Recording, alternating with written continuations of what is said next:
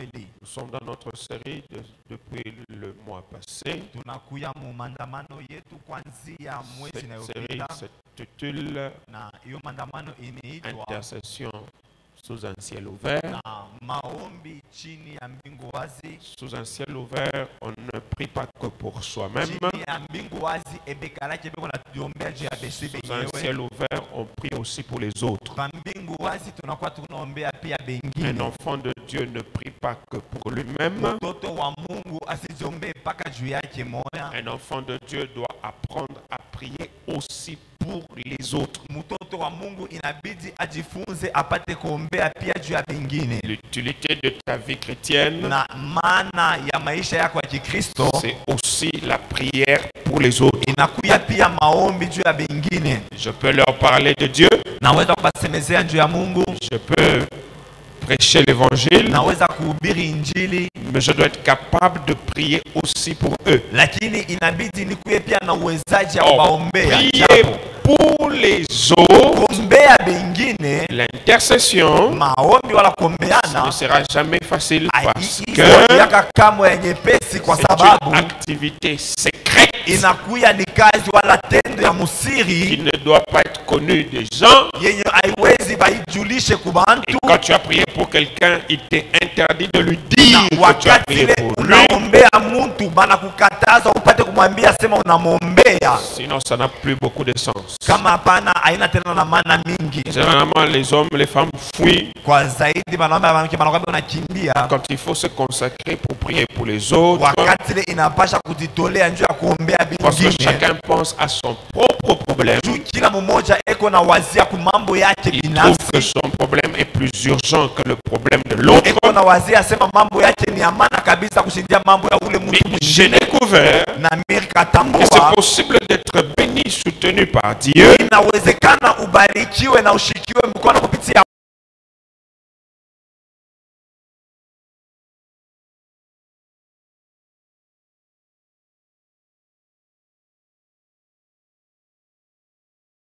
des hommes et des femmes qui peuvent prier pour les autres. Si tu es d'accord, tu me donnes un amen. Si tu es d'accord, tu me donnes un amen. Parce que plus je m'approche devant Dieu avec le fardeau de quelqu'un d'autre, plus Dieu, non seulement qu'il voit quelqu'un d'autre, mais il me voit aussi. Je ne parle pas de moi. Je parle de quelqu'un d'autre, mais c'est moi qui me pointe. Et quand Dieu regarde, quand Dieu écoute, quand Dieu exauce, il agit dans la vie de la personne que j'ai amenée devant lui. Mais il se souvient de celui qui a prié.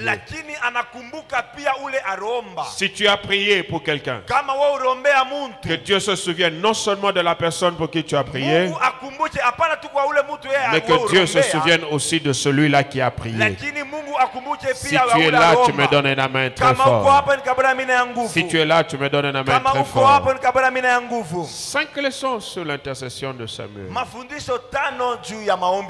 D'abord, quand je dis l'intercession de Samuel, ce n'est pas une affaire qui s'est passée pendant 1 heure. Nous allons découvrir que c'était toute la vie de Samuel. Je voudrais en 5 points donner un portrait sur Samuel. Rapidement. Qui est ce Samuel dont nous voulons parler? La première chose que je voudrais que tu retiennes, ou je voudrais que tu te rappelles, c'est que Samuel est né d'une femme stérile qui s'appelle Anne.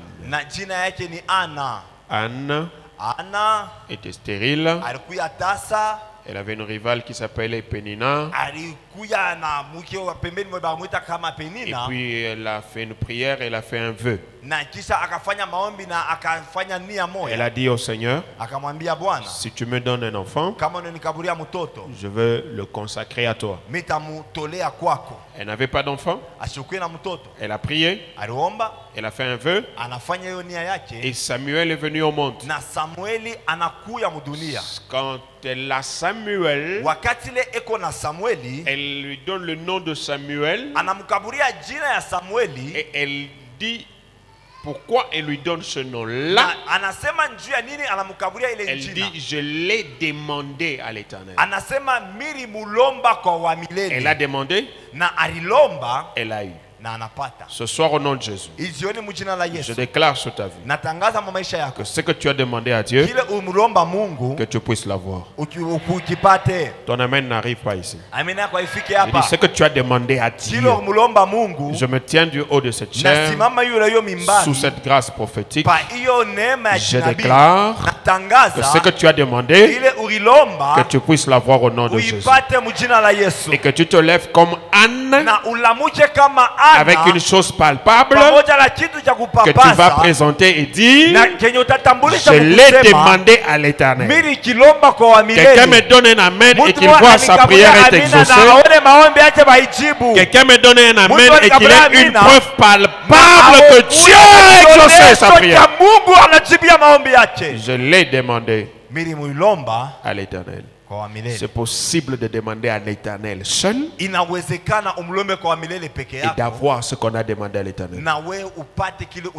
Je prie Dieu que ce qu'une famille a demandé à l'Éternel, que cette famille-là puisse le voir et que cette famille puisse le témoigner. Samuel n'est pas n'importe quel enfant. Il est venu au monde parce que quelqu'un a prié, parce que quelqu'un a demandé. Et Dieu a exaucé sa prière. Et deuxième chose, dans le portrait de Samuel, non seulement qu'on l'a demandé, c'est vrai qu'on a fait un vœu, et tu retrouves ça dans 1 Samuel 1:11, là où elle dit, si tu me donnes, je le consacre. Deuxième chose, c'est que Samuel est amené tout petit au temple. En fait, sa mère vient tenir promesse, vient honorer son vœu. Sa mère n'a pas pris ce que Dieu lui a donné et se réjouit avec elle-même. Non. Ce que Dieu lui a donné, il est revenu avec ça au temple pour que ça serve aussi à la gloire de l'Éternel. Je parle et je dis à quelqu'un, Dieu va te donner des choses avec lesquelles tu dois rentrer dans sa maison. Je parle et prophétise sur la vie de quelqu'un. Dieu va te donner une gloire avec laquelle il voudrait que tu reviennes célébrer son nom dans sa maison. Je parle et je prophétise sur la vie de quelqu'un. Dieu va te donner un travail. Dieu va te donner une promotion. Mais il voudrait que tu rentres avec cette promotion dans sa maison pour lui rendre gloire et pour le servir. Je prophétise sur quelqu'un et je dis, Dieu va te donner ce que tu lui as demandé, mais il t'attend dans sa maison pour que tu reviennes et que tu rendes gloire. Je prophétise sur la vie de quelqu'un et je dis, le Seigneur va te visiter, mais il ne veut pas que tu restes dehors avec sa visitation. Tu reviendras dans sa maison pour le servir avec. Quelqu'un me donne un premier amen très fort. Quelqu'un me donne un deuxième amen très fort. Quelqu'un me donne un troisième amen très fort. Rebo Saya. Quelqu'un me donne un quatrième amen très fort. Quelqu'un me donne un cinquième amen très fort. Si tu restes avec ça dehors, ça va s'éteindre. Mais si tu reviens avec ça dans la maison de Dieu, ça produira encore davantage de fruits au-delà de ton imagination. Alléluia, alléluia, alléluia. Troisième chose, Samuel non seulement qu'il est ramené au temple, mais il grandit au temple au milieu d'une forte confusion. D'un côté, il a appris que Dieu est saint, que le temple est saint, mais de l'autre côté, il voit que les sacrificateurs mènent une vie bizarre. Les sacrificateurs sont fils des sacrificateurs Élie, mais ils vivent une vie différente de ce qu'on leur a appris. Il est dans la confusion. Il apprend qu'il y a un Dieu saint. Il apprend que le temple est saint. Mais au milieu de tout ça là, il voit les sacrificateurs faire n'importe quoi. Ils couchent avec des femmes. Ils ne respectent pas les offrandes. Ils méprisent le peuple. 1 Samuel 2, 22 à 27. Leur père même apprend ce qu'ils font. Il ne sait pas les réprimander. Et c'est dans ça, dans cette confusion-là, que le jeune Samuel est en train de grandir. Il est à l'église. Il est au temple. Là où il doit avoir la sainteté, la pureté, la crainte de Dieu. Mais là même, là, ceux qui servent font des bêtises. Ceux qui servent font des bêtises. Il y en a qui vivent bizarrement, même à l'église. À l'église, on devrait trouver des hommes et des femmes purs qui craignent Dieu, aiment Dieu. Ils sont attachés à Dieu. Mais parfois c'est le contraire. Mais je prie pour notre église, que Dieu nous fasse grâce et que chacun de nous craigne l'Éternel. Donne-moi un deuxième amen plus fort que ça. Si tu es d'accord avec moi, donne-moi un troisième amen plus fort que ça. Quatrième chose sur Samuel, c'est au milieu de cette corruption-là.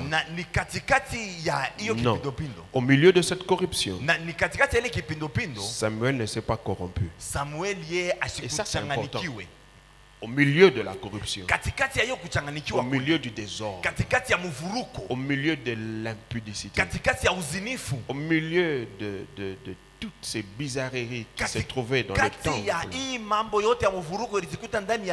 Tout le monde était dedans, mais lui n'était pas dedans.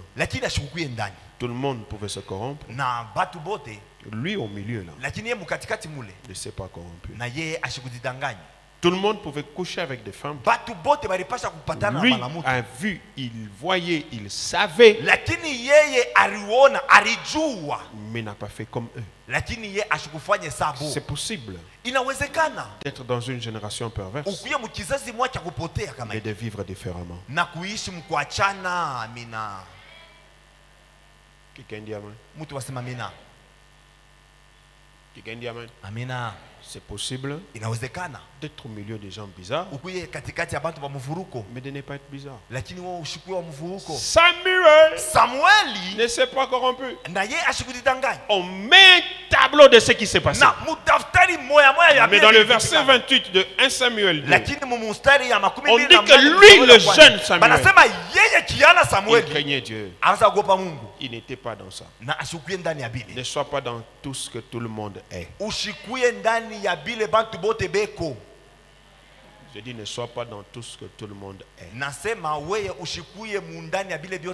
C'est possible d'être différent. C'est possible de faire autre chose. Dis à ton voisin, c'est possible d'être différent. Dis à l'autre voisin, c'est possible d'être différent. Alors cinquième chose, c'est au milieu de cette confusion que l'Éternel appelle Samuel. Que l'Éternel appelle.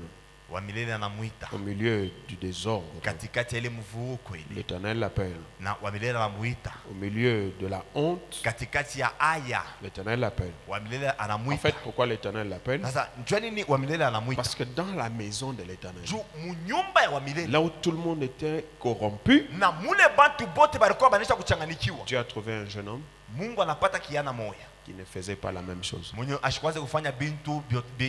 soyons de ceux-là qui ne font pas la même chose. L'Éternel nous appellera pour des grandes choses. Je reprends. Soyons de ceux-là qui ne font pas les mêmes choses. Et l'Éternel nous appellera pour les grandes choses. Quelqu'un dit Amen. Quelqu'un dit Amen. Mais quand on l'appelle, on fait de lui prophète. On fait de lui prophète, sacrificateur et le dernier juge puissant en Israël. 1 Samuel chapitre 3 verset 4. En fait, Samuel est prophète et en même temps sacrificateur. Et puis en même temps, il est juge. Il n'est pas juge comme Samson, qui conduit le peuple avec la force. Non. Il n'est pas juge comme Jephthé. Il y a une épée qui est forte. Samuel est juge en Israël. Honoré, respecté, parce qu'il était puissant en parole. Pas puissant avec les muscles. Le gars était puissant en parole. Il a dirigé le peuple avec l'onction, avec la révélation, avec l'invisible. Et la Bible dit dans 1 Samuel 3:19, tout le monde a reconnu que Samuel était appelé par Dieu. Mais on dit aucune parole qui sortait de sa bouche tombait à terre. Tout ce qu'il disait, tout ce qui sortait de sa bouche, on voyait les effets.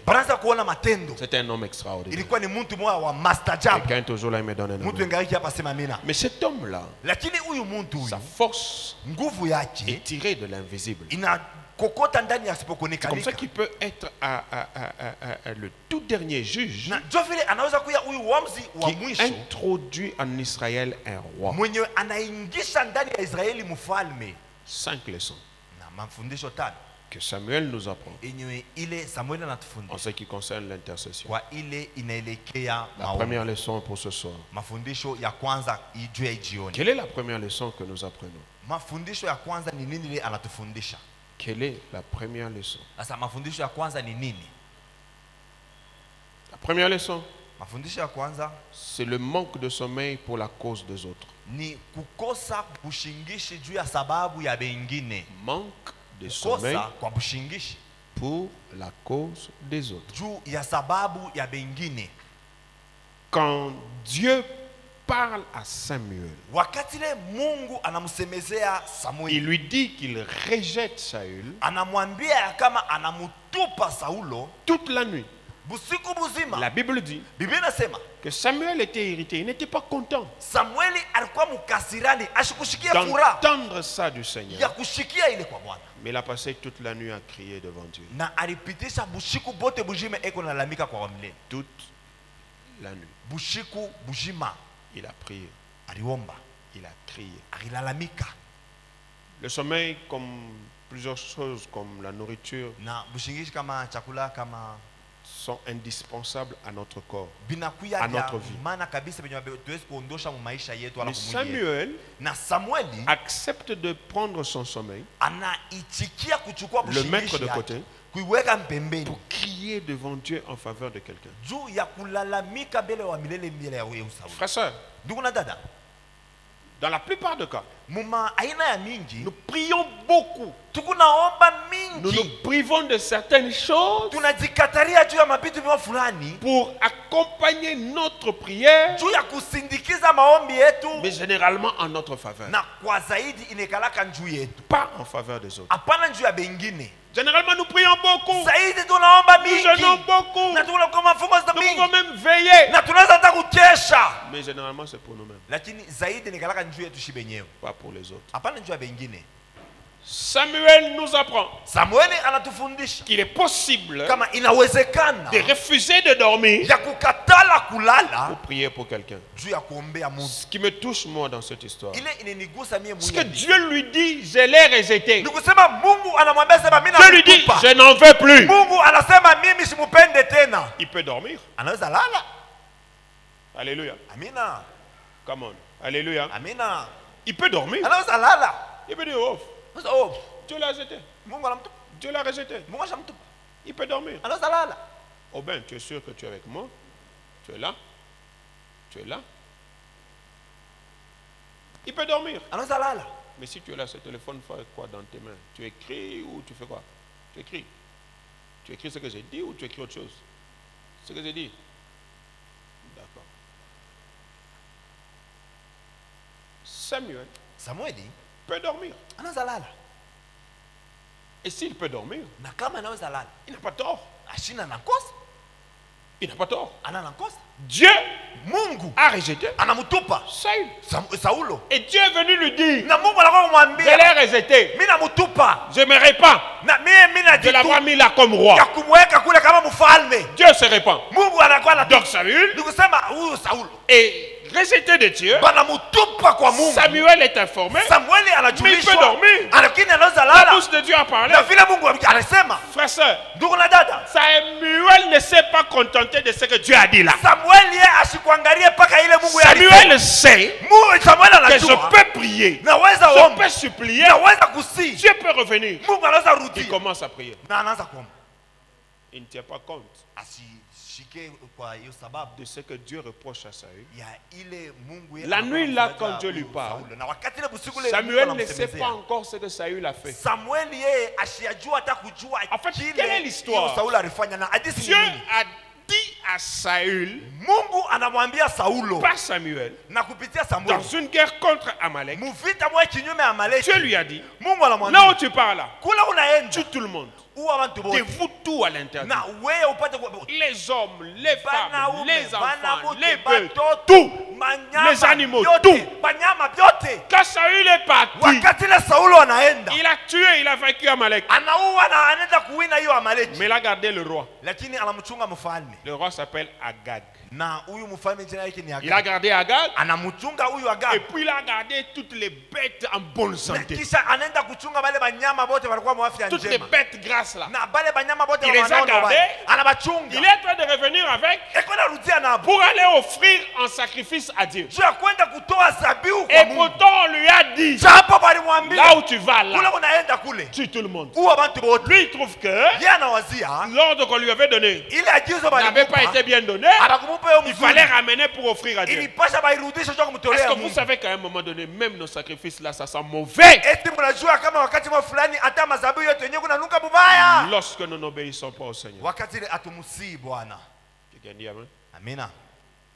Quelqu'un dit amen? Amina. Come on. Quelqu'un dit amen? Amina. Samuel ne sait pas encore ce qui s'est passé. Dieu vient le voir la nuit. Il donne sa sentence. Samuel arrête de dormir. Il commence à prier. Il commence à crier à Dieu. Il commence à supplier le Seigneur. Il pouvait arrêter. Non, il pouvait dormir.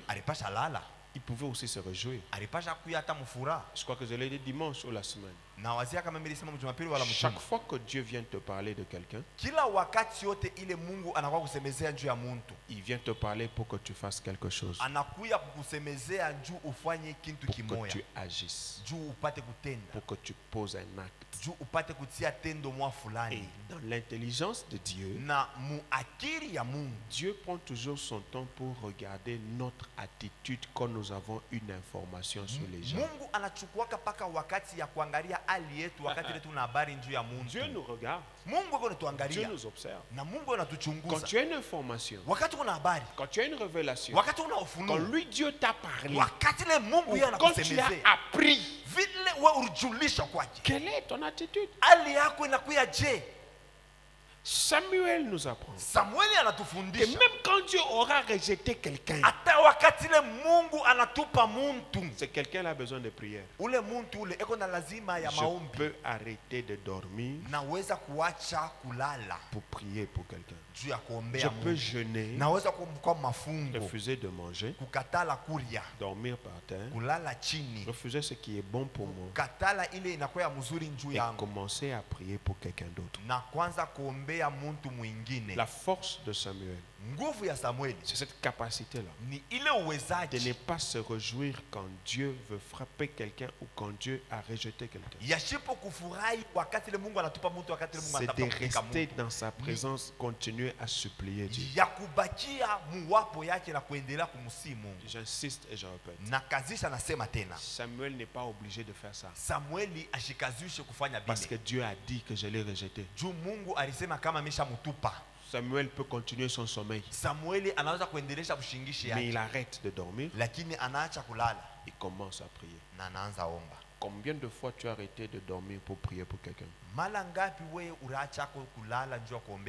Combien de fois tu t'es privé de manger parce que tu veux prier pour quelqu'un? Parfois nous voulons être forts, nous voulons être puissants, nous voulons être glorieux, nous voulons. Mais parfois Dieu nous regarde. En réalité, toute la gloire que nous cherchons, c'est pour servir les autres. Quand je cherche l'argent, quand je cherche les richesses, le principe divin, c'est Dieu remplit quelqu'un pour que ce quelqu'un remplisse les autres. Dieu ne te donne pas pour que toi tu te réjouisses un point, un trait, ça s'arrête là. Non. Dieu quand il donne à quelqu'un, l'objectif c'est que ça passe par ce quelqu'un pour atteindre quelqu'un d'autre. C'est pourquoi l'huile tombe sur la tête d'Aaron. L'huile ne reste pas sur la tête. L'huile descend jusqu'au point de la robe. Quand la bénédiction tombe sur quelqu'un, ça ne reste pas sur ce quelqu'un-là. Ça va jusqu'au point de la robe. Mais Dieu sait vérifier si ça va aller ou pas. En regardant notre attitude quand les gens ont des problèmes. Est-ce que tu sais prier pour quelqu'un? Est-ce que tu peux jeûner pour quelqu'un?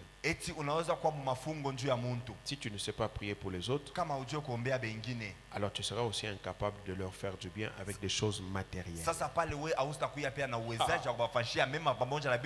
que la vie matérielle est soutenue par l'invisible. Si dans l'invisible je ne peux pas prier pour quelqu'un, même dans le visible je ne saurais pas lui donner pour lui faire du bien. Quelqu'un me donne un amen. Come on, quelqu'un me donne un amen. Samuel n'est pas obligé, mais il a prié toute une nuit pour quelqu'un qu'on a rejeté. Comment Dieu ne peut pas passer par un homme comme ça pour faire de grandes choses en Israël?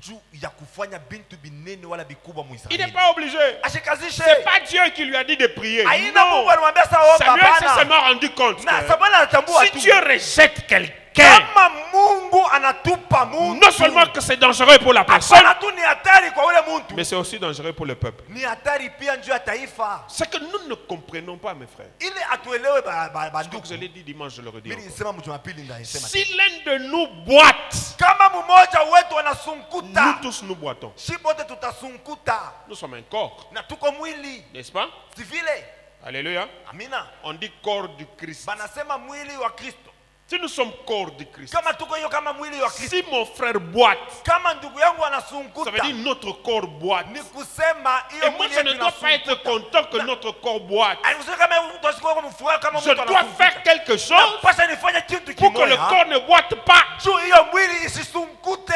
mon frère est tombé, ça veut dire que notre corps a un problème. Ça ne peut pas me réjouir. Je dois prier, jeûner, chercher comment est-ce qu'on peut le relever afin que notre corps reprenne. Quelqu'un toujours là me donne un amen. C'est pourquoi ça sera toujours insensé que tu te réjouisses Que tu sois dans la joie. Que tu rigoles. Que tu racontes. Quand quelqu'un est tombé. Quand les choses ne vont pas bien dans la vie de quelqu'un. Ça sera insensé de ta part. J'aime donner cet exemple. Même quand tu as un père ivrogne, tout le monde sait que ton papa est ivrogne. Tout le monde sait que ton papa, quand il rentre chez vous à la maison, il rentre en chantant. Et tout le quartier sait. La voix là, c'est le papa de Victor. Il rentre en chantant. S'il rentre en chantant comme ça, ça veut dire qu'il a bu. Non seulement qu'il a bu, ses habits sont mouillés. Et il chante. Frère, même quand tout le monde sait, tu ne permettras jamais à quelqu'un devant toi de parler de ça. Oh. Quelqu'un me donne un amen. Come on. Quelqu'un me donne un amen. Tu ne permets jamais. Ça veut dire que toi-même là, tu connais, tu sais qu'il connaît, mais tu travailleras toujours à parler bien de ton papa et à continuer à faire un effort pour l'aider à ne plus être dedans. C'est comme ça qu'il y a des enfants, ils vont chercher leur papa. Quand on t'appelle, on te dit, Baba, quoi ça, on ne connaît pas double poteau. Tu ne vas pas dire, nous sommes fatigués. Alléluia. Amina. Alléluia. Amina. Tu vas aller les chercher. Pourquoi tu vas les chercher? C'est pour sauver l'honneur de la famille. Frère, sœur, le corps de Christ, il faut savoir sauver son honneur. Quand ça ne marche pas chez quelqu'un, dors par terre, prie pour lui. Coupe le sommeil, parle à Dieu. Ne dis pas toute ta monnaie à ça. Quand tu dis toute ta monnaie, en fait, tu ne dis pas toute ta monnaie à Yé. Tu dis toute tes rionnées parce que tu es lié à lui.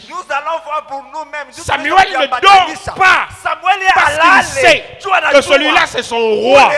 Il sait que derrière ce roi-là, il y a un peuple. Si Dieu le rejette, nous sommes en danger et il ne peut pas dormir.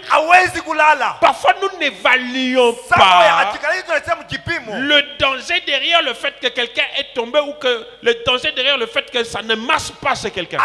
Nous n'évaluons pas. C'est pourquoi nous ne prions pas. Si nous évaluons, nous allons manquer le sommeil. Si nous évaluons, nous allons manquer d'appétit. Et nous allons prier. Parfois nous n'évaluons pas. Frère, ça, je voudrais ce soir t'interpeller sur la prière d'intercession. Tu ne peux pas que prier pour toi, jeûner pour toi. Tu dois aussi prier et jeûner pour les autres. Si nous sommes 100 et qu'il n'y a que ta vie qui marche, c'est que nous avons tous échoué. Alléluia. Alléluia. Si tu es dans une famille, il y a 10 enfants, il n'y a que toi qui prospères, tu as échoué. Ça veut dire que ça ne marche pas encore. Tu ne peux pas te réjouir. Tu dois te battre. Tu dois prier. Tu dois travailler pour que les autres aussi puissent aller de l'avant. Si nous sommes dans le corps de Christ et que c'est mon frère là, ça ne marche pas toujours, ça doit m'interpeller. Je dois prier aussi pour lui. Je ne vais pas seulement prier pour moi. Entre parenthèses, j'ouvre. vais fermer, j'espère. Tafunga mina wazi. Quand tu viens à l'église, wakati ungo kanisa, tu vois quelqu'un, unaona muntu, il n'a pas les habits que toi tu as. ashina na mangua ile wewe kunayo. Toi tu en as 53. Wewe uko na 53. Tu changes comme tu veux. Wewe kuna changer vile unapenda. Tu es chez le couturier toutes les semaines. Uko kwa couturier majuma yote. Tu es en ville tous les jours. Uko nenda mule mvili kila siku. Et puis tu te rends compte qu'il y a quelqu'un unatambua kama kuko muntu qui ne s'habille pas bien. Ashifanake mzuri. Si tu fais semblant, kama unabeula, c'est ta honte à toi. Ni haya yako wewe. C'est pas seulement sa honte. Haina paka haya yake. C'est aussi ta honte. Ni haya yako pia. Akaka. Quelqu'un dit amen. Mtu asema mina. Oh, quelqu'un dit amen. Mtu asema mina. C'est aussi ta honte. Ni haya yako pia. Ça veut dire, nikusema, quand je viens là, kama mina kuya, je dois savoir regarder. Inapasha nijue kuangalia. Ce frère là, ondoko. Ça fait 2 semaines il a le même pantalon. Qu'est-ce que je peux faire? Je vais acheter un pantalon. Je vais lui donner. Je ne veux pas dire à quelqu'un. Les gens qui parlent la langue. Alléluia. Amina. Alléluia. Oh. Amina. Alléluia. Amina. Ils enseignent, n'est-ce pas? Tu ne vas pas dire ça à quelqu'un. Non. Si tu vas dire ça à quelqu'un, si tu vas dire ça à quelqu'un, c'est ta propre honte. Ce que tu dois faire, c'est aller chercher quelque chose, venir ouvrir aussi. Lui dire, frère, j'ai pensé à toi. Est-ce que ça peut t'aider? Et quand tu as fait ça, tu fermes ta bouche. Quelqu'un dit amen. Quand tu as fait ça, tu fais quoi? Tu fermes la bouche. Je te donne l'autorisation. Quand quelqu'un t'a donné quelque chose et tu as appris qu'il est allé dire ça à quelqu'un d'autre, prends sa chose là, remets-lui. Quelqu'un me donne un amen. Quelqu'un me donne un amen. Remets sa chose. Tu ne vas pas mourir. Celui qui donne ferme la bouche. Il ne va pas raconter. Quelqu'un dit amen. Quelqu'un dit amen. Celui qui donne. Celui qui a donné avec un bon cœur. Celui qui a donné avec le souci de te voir avancer. Quand il donne, ferme sa bouche. Mais celui qui donne pour sa gloire, quand il donne, il raconte partout. Quand tu apprends que quelqu'un t'a donné, il a raconté à moi Kalonji, il a raconté à moi Kilufia. Prends la sauce, remets. Il ne va pas mourir. Je ferme ma parenthèse. Quand tu ne pries pas pour l'autre qui est en difficulté, tu ne progresses pas, tu n'évolues pas. Quand tu ne peux pas manquer de sommeil, quand tu ne peux pas te priver de quelque chose, en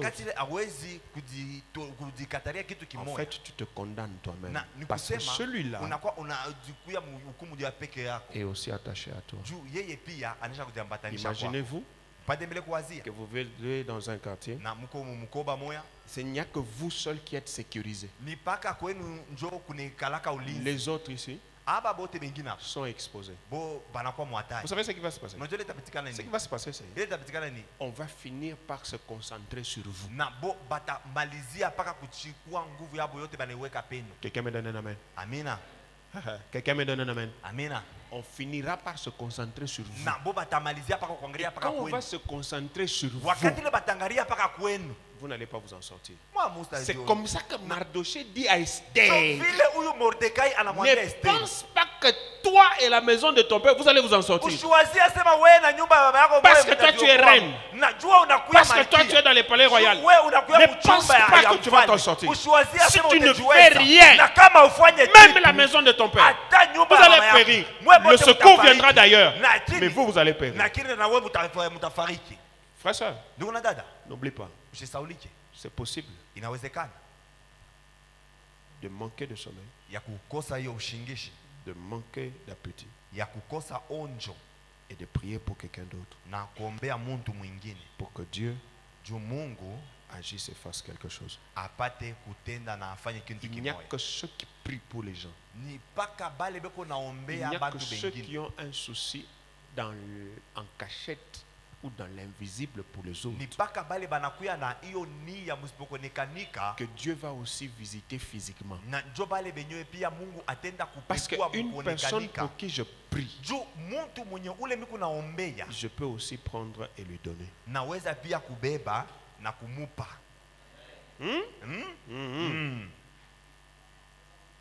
Si je prie pour les gens, si c'est ma vie de m'enfermer et de prier pour les autres,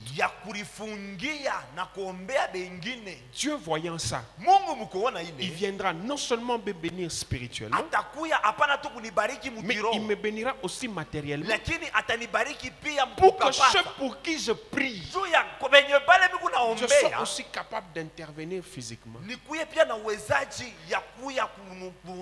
Certains ne sont pas bénis, ne reçoivent pas de Dieu certaines choses,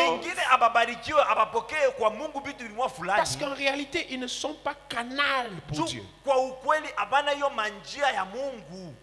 sont pas canal pour Dieu.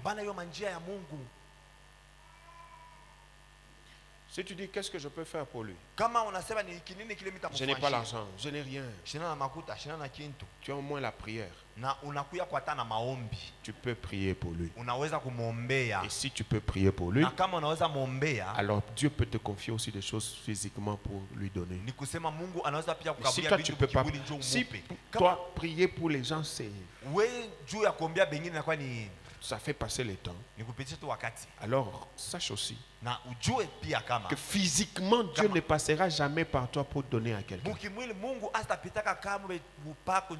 Si tu ne pries pas pour l'église, par exemple, alors tu es condamné à ne jamais être un canal par lequel Dieu va passer pour bénir l'église physiquement. Si tu n'as aucun souci pour l'église, jamais tu n'as pris 2 minutes, 3, 1 heure, alors même physiquement comme ça, Dieu ne va pas passer par toi pour bénir l'église. Oh, j'ai appris du Seigneur que si Dieu passe par toi pour bénir quelqu'un, c'est qu'il te remplit pour que tu remplisses. C'est que toi tu reçois. J'aime donner l'exemple du tuyau. Un tuyau, quand il est branché au robinet, quand l'eau commence à couler pour aller remplir quelque part, c'est le tuyau d'abord qui bénéficie de la fraîcheur. C'est d'abord le tuyau qui bénéficie, et puis ça tombe là-bas. Si tu veux être un tuyau physique, commence par être un tuyau invisible. Et le tuyau invisible peut passer la nuit en train de prier pour quelqu'un, même s'il sait que Dieu l'a rejeté. Il peut encore prier. Quelqu'un dit Amen. Quelqu'un dit Amen. C'est la première leçon et nous allons arrêter là. Manquer le sommeil pour la cause des autres. La cause des autres, c'est vrai que ça peut ne pas nous intéresser, c'est pas notre problème.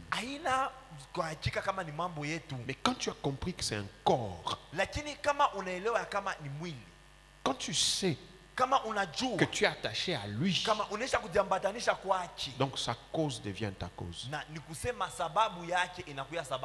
Quand tu sais que nous sommes d'une même église, une même assemblée, ce qui lui arrive là, ce n'est pas un cas isolé que pour lui. Ça nous concerne tous. Quand tu sais ça, tu pries. Parce que sa joie, c'est ta joie. Quelqu'un dit Amen. Amina. Sa joie, c'est ta joie. Sa douleur, c'est ta douleur. C'est comme ça que je ne peux pas faire quelque chose pour quelqu'un physiquement. Je prie pour lui ou je prie avec lui. Je finis par ceci. Un homme de Dieu est venu une fois dans mon bureau. Je ne sais pas, il construisait. Il avait besoin d'argent. Et quand il est arrivé là, Je n'avais pas d'argent à lui donner.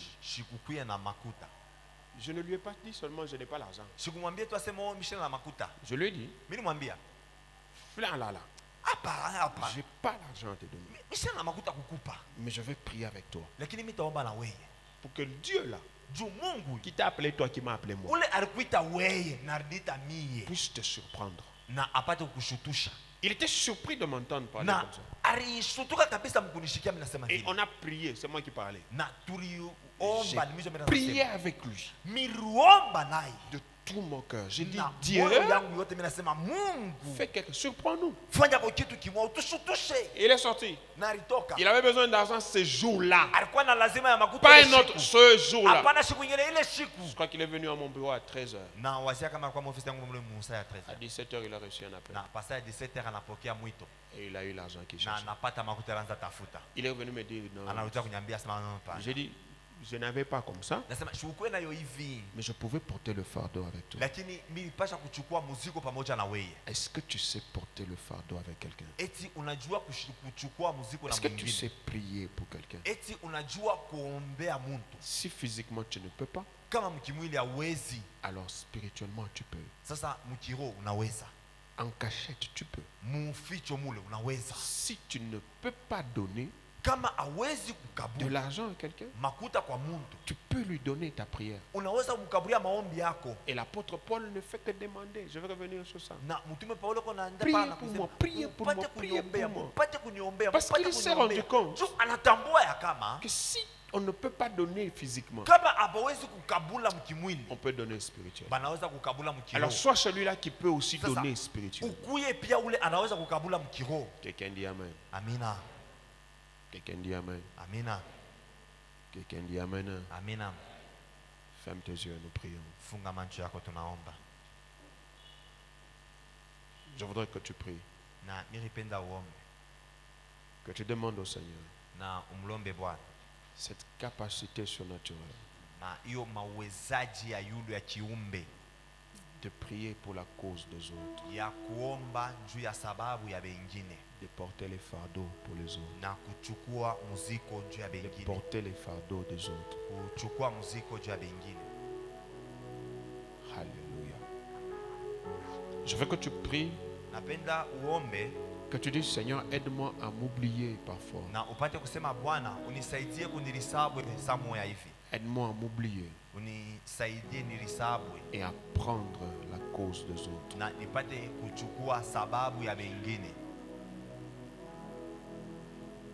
Je veux que quelqu'un prie ce soir, qui se recommande au Seigneur comme étant celui-là qui voudra porter les fardeaux des autres. Dis à Dieu, je ne veux pas me moquer de quelqu'un. Je ne veux pas me réjouir de son malheur. Je ne veux pas quand il est béni parler mal de lui. Mais je voudrais être un vrai intercesseur. Élève ta voix, prions 2 minutes. Je prie avec celui qui entend l'appel du Seigneur ce soir. Ce n'est peut-être pas pour tout le monde. Ce n'est peut-être pas pour tout le monde. Mais je prie avec celui qui entend l'appel du Seigneur. Je prie avec celui qui entend l'appel du Seigneur.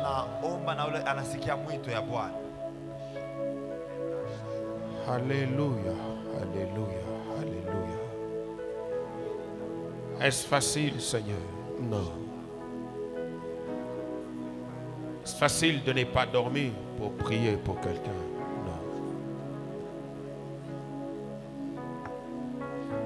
Qu'est-ce que Samuel a gagné cette nuit-là? Rien. Rien de matériel, rien de concret. Mais il a passé toute une nuit en train de prier pour quelqu'un que tu as rejeté. Il a passé du temps dans ta présence en train de prier pour quelqu'un que tu avais jeté. Est-ce facile, oh Dieu? Non. C'est pourquoi j'ai besoin de force. J'ai besoin d'onction.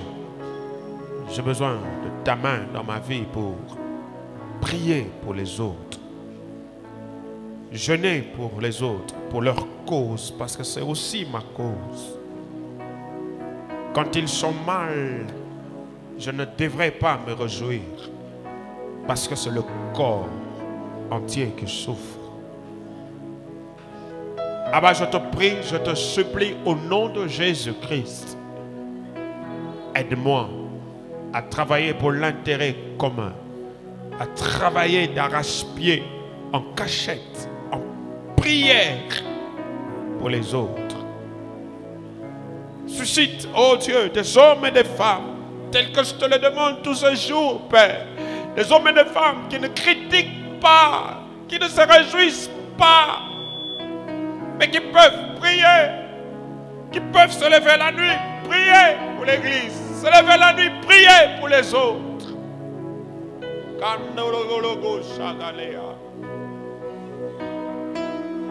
Suscite des cœurs de vaillants hommes, solitaires dans le noir, dans la nuit, où ils peuvent être en train de crier en faveur du peuple, en faveur des serviteurs, en faveur de l'Église,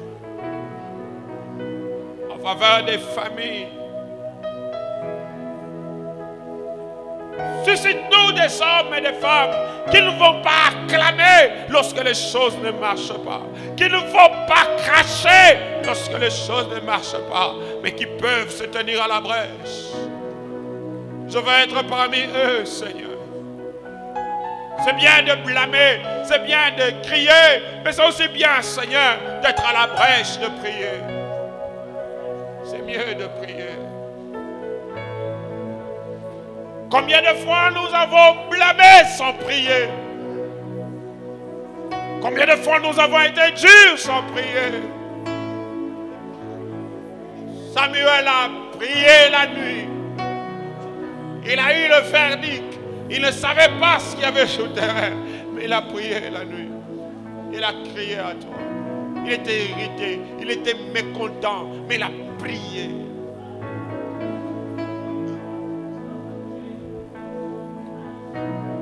Que nous soyons une église qui prie. Même quand l'église d'à côté a des problèmes. Que nous soyons nous une église qui prie.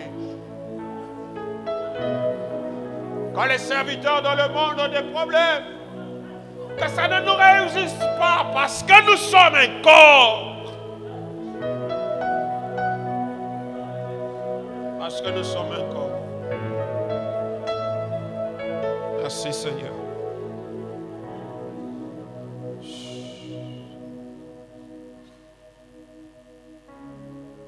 Samuel a prié, Seigneur.